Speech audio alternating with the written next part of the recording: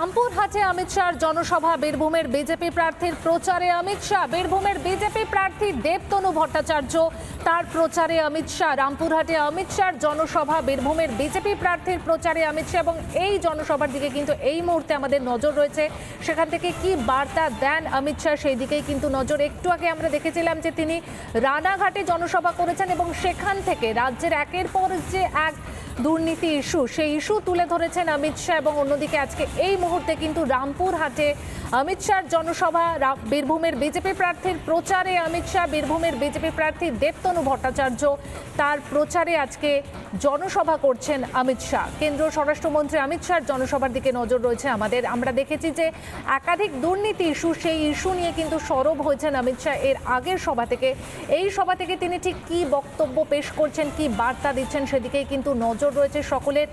বিজেপির কর্মী সমর্থকরা এই জনসভাকে কেন্দ্র করে যে উচ্ছ্বাস আমরা দেখেছিলাম, সেখানে রীতিমতন উপচে পড়া ভিড়। আর রামপুরহাটের এই জনসভার দিকে এই মুহূর্তে আমাদের নজর রয়েছে।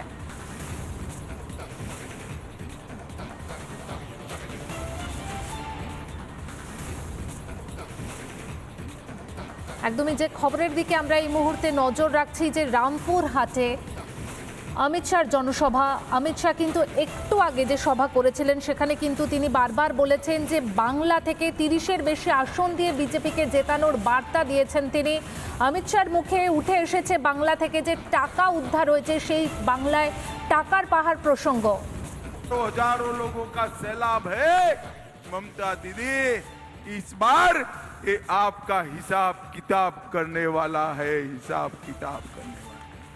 माँ, माटी और मानुष, ये नारे के साथ ममता बनर्जी बंगाल की मुख्यमंत्री बनी और देखते देखते तुष्टीकरण में माँ, माटी और मानुष का नारा मुल्ला, मदरसा और माफिया में बदल गया।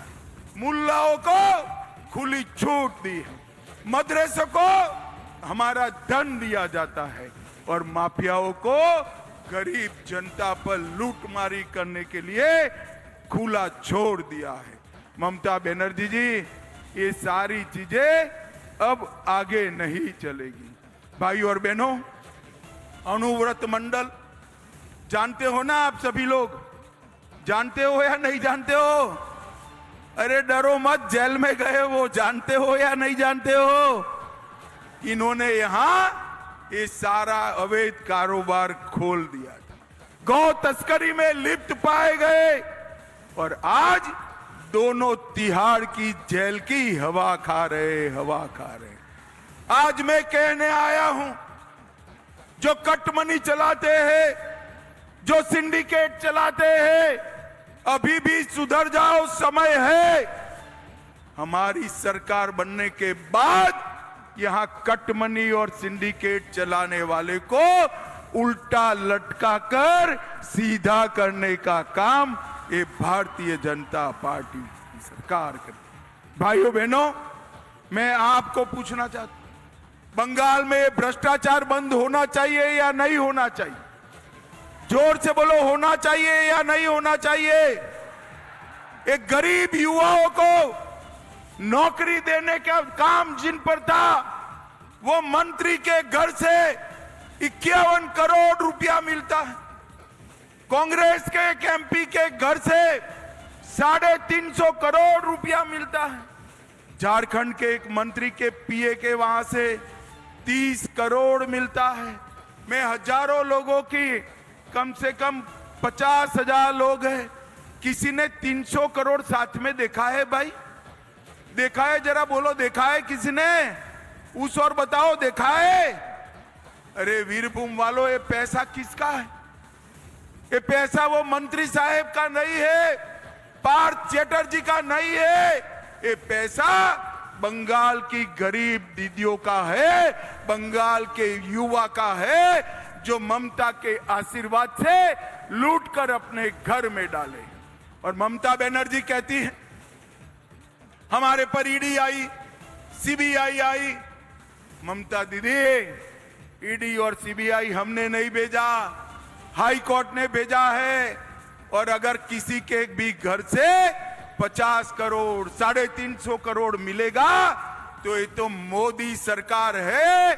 भ्रष्टाचार करने वालों के लिए एक ही जगह बाकी है, जेल, और सबको जेल के सलाखों के पीछे जाना पड़ेगा। भाइयों बहनों, एक कटमनी और सिंडिकेट से पूरा बंगाल परेशान है। आज मैं कहने आया हूं, आपने बहुत सारा समय कम्युनिस्टों को शासन दिया, टीएमसी को दिया। एक 5 साल भाजपा को दे दो, 30 कमल खिला दो, यहां हमारी कमल फूल की सरकार बनेगी। एक कटमनी और सिंडिकेट वाले बंगाल छोड़कर भाग जाएंगे, इसका मैं आपको वादा करता हूं। भाई और बहनों, ये वीरभूमि में डराने के लिए बम धमाके होते हैं। मैं आज ये युवाओं को कहने आया हूं, ममता के फर्जी बम धमाके से डरने की जरूरत नहीं है। सेंट्रल फोर्स लगा है, दमखम के साथ वोटिंग करना। ममता दीदी के गुंडे आपका बाल भी बांका नहीं कर सकते, बाल भी बांका नहीं कर सकते। भाइयों बहनों, मैं आपको पूछना चाहता हूं, आज मुझे बताओ, राम मंदिर बनना चाहिए था या नहीं बनना चाहिए? जोर से बोलिए, बनना चाहिए था या नहीं बनना चाहिए था? 70 साल से ये कांग्रेस पार्टी टीएमसी राम मंदिर को रोक कर रखी थी। आपने मोदी जी को दूसरी बार प्रधानमंत्री बनाया। 5 ही साल में मोदी जी ने केस भी जीता, भूमि पूजन भी किया और प्राण प्रतिष्ठा कर जय श्री राम कर दिया। और भाइयों बहनों, ये कांग्रेस पार्टी के शहजादे राहुल बाबा, उनकी माताजी खड़गे साहेब, ममता दीदी, अभिषेक बनर्जी, ये सबको निमंत्रण भेजा गया था, मगर वो नहीं गए। राम लल्ला की प्राण प्रतिष्ठा में नहीं गए, क्योंकि उनको अपनी वोट बैंक का डर लगता है। उनकी वोट बैंक कौन है जानते हो ना भाई? जानते हो या नहीं जानते हो? आप लोग नहीं हो। उनकी वोट बैंक तो घुसपैठ कर यहां जो आतंक फैला रहे हैं वो लोग हैं। मगर मैं आज बताने आया हूं, हम उनकी वोट बैंक से नहीं डरते हैं। मोदी जी ने डंके की चोट पर राम मंदिर को बनाने का काम भी पूरा किया और कश्मीर से धारा 370 को समाप्त कर आतंकवाद को देश से समाप्त करने का काम नरेंद्र मोदी जी ने किया। भाइयों बहनों, मोदी जी ने नक्सलवाद और आतंकवाद से इस देश को मुक्त कराने का काम किया है। और आज इतनी सारी दीदी बैठी हैं यहां पर, संदेश खाली की शर्मनाक घटना का भी मैं आपसे बात करना चाहता हूं। ममता बनर्जी एक महिला मुख्यमंत्री है, उनके नाक के नीचे सालों तक उनका ही पार्टी का नेता संदेश खाली की गरीब माताओं पर अत्याचार करता रहा, शोषण करता रहा। ममता बनर्जी तुष्टीकरण की राजनीति के कारण उसको रोकी नहीं है। मुझे बताओ माताओं बहनों, संदेश खाली की बहनों को न्याय मिलना चाहिए या नहीं मिलना चाहिए? जोर से बोलिए, मिलना चाहिए या नहीं मिलना चाहिए? जब इसको पकड़ा तो उन्होंने कहा कि ये तो सीबीआई फर्जी काम कर रही है। ममता जी, आपको मौका था, आपने वोट बैंक के डर से नहीं पकड़ा, हाई कोर्ट को ऑर्डर करना पड़ा। हाई कोर्ट ने सीबीआई को ऑर्डर करा, घर पे रेड डाली तो ढेर सारे शस्त्र भी मिले।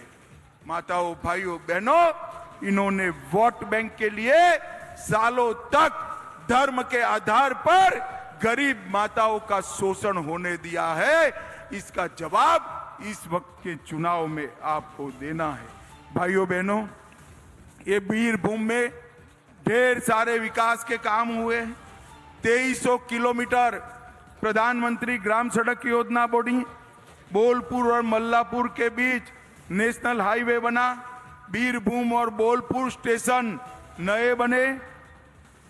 बोलपुर स्टेशन पर फुट ओवर ब्रिज बनाया गया।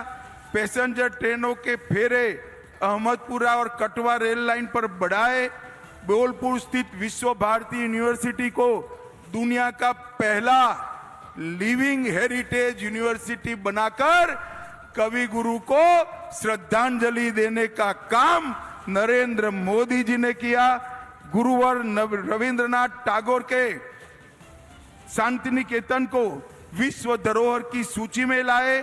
वीरभूम में मेडिकल कॉलेज बनाई।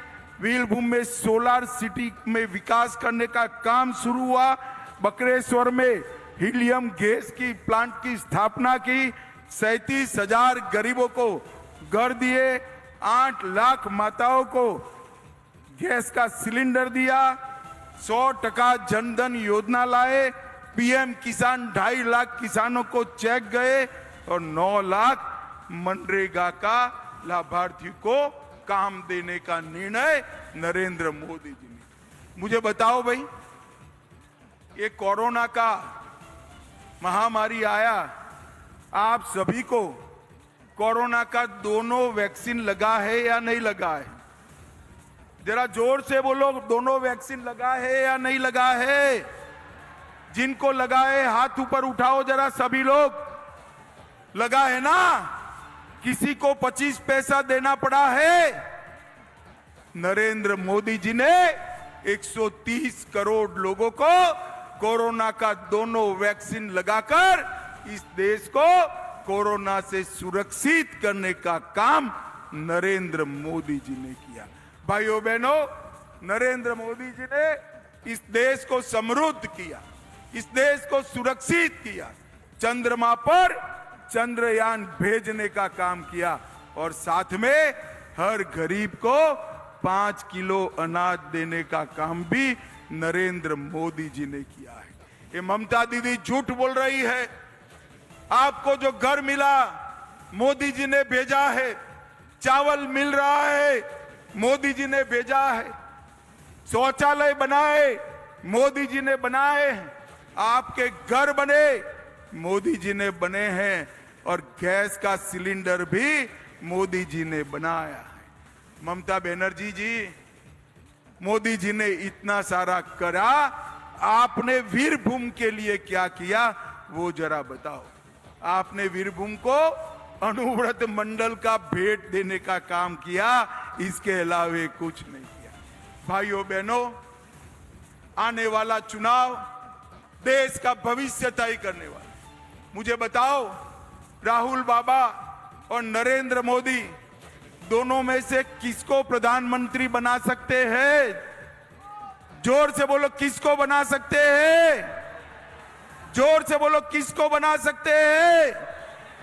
मैं देश भर में सवाल पूछता हूं, हर जगह से मोदी मोदी मोदी मोदी के नारे लगते हैं।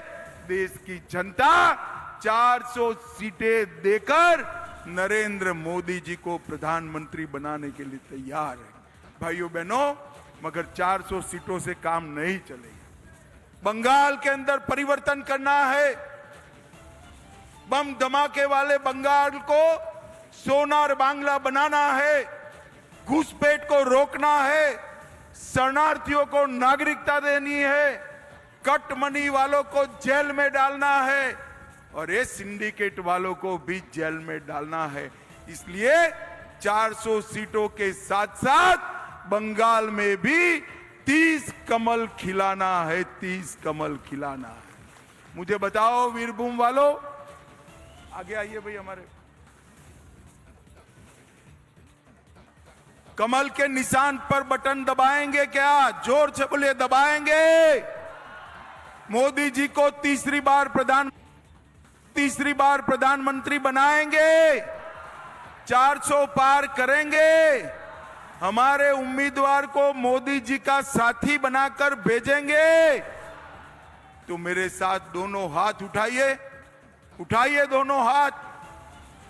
विजय के संकल्प की मुट्ठी बींचे और प्रचंड आवाज से बोलिए, भारत माता की जय श्री राम, जय जय श्री राम।